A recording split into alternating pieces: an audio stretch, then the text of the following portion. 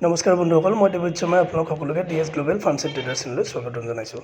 বন্ধুসকল, স্ক্ৰীনত দেখিছে দুটা মেল কিড হয়, মতা পোৱালি, আৰু এই পোৱালি দুটা খুব সুন্দৰ কোৱালিটিৰ, আৰু ইহঁতৰ খুব ব্লাড লাইনটো মই আপোনালোকক জনাইছোঁ। মোৰ ভিউৱাৰ সকলোৱে জানে যে এইটো মোৰ প্ৰথম ব্ৰিডাৰ আছিল, ব্ৰিডাৰ ৰাজা, আৰু ৰাজাক সকলোৱে চিনি পায়। আৰু ইয়াত খুব সুন্দৰ কোৱালিটিৰ ই ছদাতত 120 কেজি ওজন আৰু 46-47 হাইটৰ আছিল। আৰু তাৰ ৰাজাৰে পোৱালি হ'ল এইটো কাৰ্তিক, আৰু কাৰ্তিকৰ মাক হৈছে যিজনী, তাই 4 লিটাৰ গাখীৰ দিছিল। আৰু বৰ্তমান এই কাৰ্তিক দুদাঁতত প্ৰায় 40 হাইটত, আৰু এই কাৰ্তিকৰে এই দুটা পোৱালি।